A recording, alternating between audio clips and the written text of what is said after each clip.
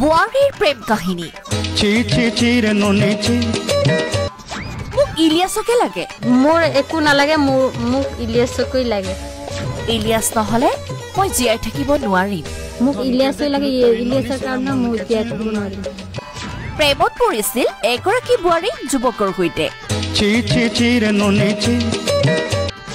যুৱকৰ সৈতে প্ৰেমত পৰি আগৰ সংসাৰখনো ত্যাগ কৰিলে মোৰ আগতে বিয়া হ'ল তো ইলিয়াছৰ ঘৰৰ ওচৰতে তাৰপৰা সি আনিছে তাৰ কাৰণে মোৰ সেইটো মানে সংসাৰটো ভাঙি গৈছে বেচেৰা প্ৰেমিকে ক'লে মই তোমাক বিয়া পাতিম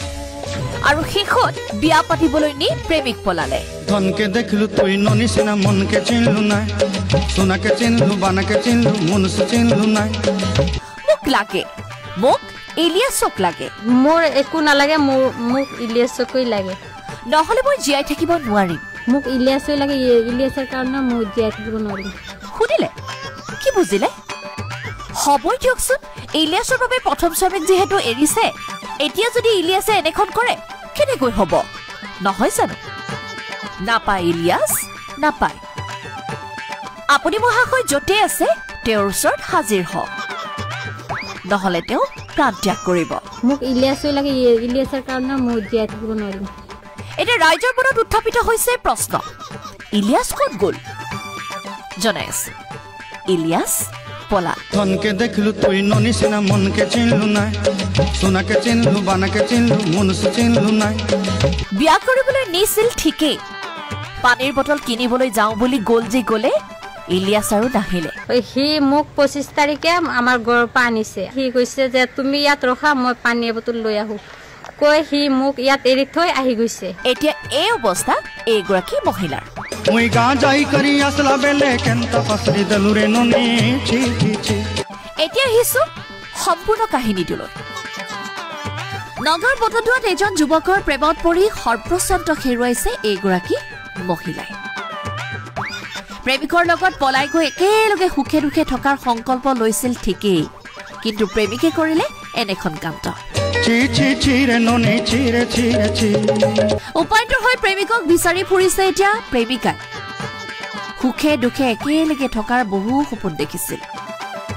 পলুৱাই নি বিয়া পতাৰো প্ৰলোভন দিছিল বোলে ঘৰ হৈছে বটদুৱাৰ ভেৰভেৰিত প্ৰেমিকজনৰ নাম হৈছে ইলিয়াছ ৰহমান দেখাত ভদ্ৰ যেন লগা এই যুৱকজনৰ আছে বহু কাহিনী নাম হৈছে ইলিয়াছ ৰহমান প্ৰেছাত সুদলৈ ধন দিয়াৰ লগতে ভুৱা বিত্তীয় প্ৰতিষ্ঠানৰ জৰিয়তে মানুহক ঠগ প্ৰবঞ্চনা কৰাৰো আছে ইলিয়াছৰ অফিচো এই ইলিয়াছৰ সৈতে প্ৰতাৰণাৰ বলি হ'ল এবাৰ এইগৰাকী মহিলা ধনকে দেখিলো তুই ননিছিনা মনকে চিনলু নাই বিবাহিত এই মহিলাগৰাকীয়ে ধন সুদলৈ লৈ চিনাকি হৈছিল ইলিয়াছ ৰহমানৰ লগত লাহে লাহে দুচকুৰ চিনাকি ৰূপান্তৰিত হৈছিল প্ৰেমলৈ পলুৱাই নিলে মহিলাগৰাকীক থাকিল দুয়ো একেলগে দিনৰ পিছত দিন বাগৰিল প্ৰেমিকাৰ কথা মতে প্ৰেমিকে সিদ্ধান্তও ললে বিবাহৰ তাতে লাগিল কেনা দুয়ো আইনী প্ৰক্ৰিয়াৰে বিবাহ কৰোৱাৰ উদ্দেশ্যেৰে উপস্থিত হৈছিলগৈ নগাঁও বিবাহ পঞ্জীয়ন কাৰ্যালয়ৰ সন্মুখত তেতিয়া ইলিয়াছে লগালে গণ্ডগোল ইলিয়াছে প্ৰেমিকাক পানী যোগান অৰ্থাৎ পানী বটল কিনি আনি দিওঁ বুলি কৈ গ'ল যি গ'লেই নাহিল আৰু 28 তাৰিখে লৈ যায় সি কৈছে যে তুমি ইয়াত ৰখা মই পানী বটল লৈ আহো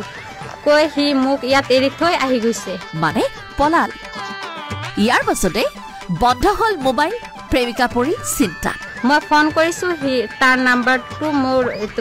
সুইচ অফ কৰি দিছে তাৰপিছত আকৌ ফোন কৰিছো মোৰ নাম্বাৰটো সি ব্লক লিষ্টত ৰাখি দিছে ইলিয়াছৰ বাবে ৰৈ ৰৈ ভাগৰি পৰিল প্ৰেমিকা আৰু অৱশেষত কাষ চাপিলগৈ আৰক্ষীৰ এতিয়া শুনক মহিলাগৰাকীৰ মুখেৰে সম্পূৰ্ণ কথা মোৰ নাম পাৰবিনা খাতুন ইলিয়াছে মোক মোৰ ঘৰৰ পৰা 1 বছৰ ধৰি মোৰ ইলিয়াছৰ লগত ৰিলেশ্যন আছে মোৰ আগতে বিয়া হ'ল তো ইলিয়াছৰ ঘৰৰ ওচৰতে তাৰপৰা সি আনিছে আনাৰ পিছত তাৰ কাৰণে মোৰ সেইটো মানে সংসাৰটো ভাঙি গৈছে তাৰপিছত মই আব্বা আম্মাৰ ওচৰত 1 বছৰ ঘৰত আছোঁ তাৰপৰাও আকৌ তাৰ লগত মোৰ 1 বছৰ ধৰি ৰিলেশ্যন সি মোক 25 তাৰিখে আমাৰ ঘৰৰ পৰা আনিছে আনি সি কৈছে যে মোক বিয়া পাতিব বুলি হলো হি বিয়া পাতা না কাৰ ঘৰত দুভাগুৰি এটা ঘৰত ৰাখিছে 4 দিন তাৰপিছত মই কৈছোঁ যে তুমি মোক আনিছা বিয়া পাতিবা কৈছা এতিয়া মোক বিয়া কিয় নাপাতা তাৰপিছত সি কৈছে যে এতিয়া কোৰ্ট বন্ধ আছে মই তো 2 দিনমান পাছত লৈ যাম তাৰপিছত সি যে লৈ গৈছে 28 তাৰিখে লৈ যায় সি কৈছে যে তুমি ইয়াত ৰখা মই পানী বটল লৈ আহোঁ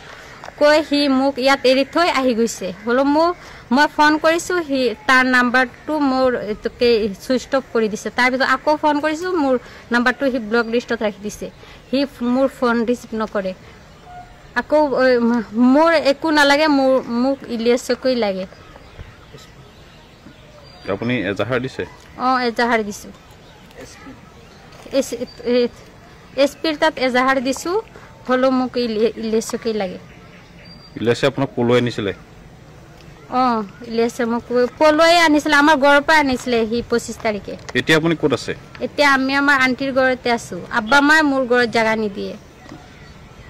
এতিয়া আপোনাক ইলিয়াছক লাগে আমাক মোৰ ইলিয়াছকৈ লাগে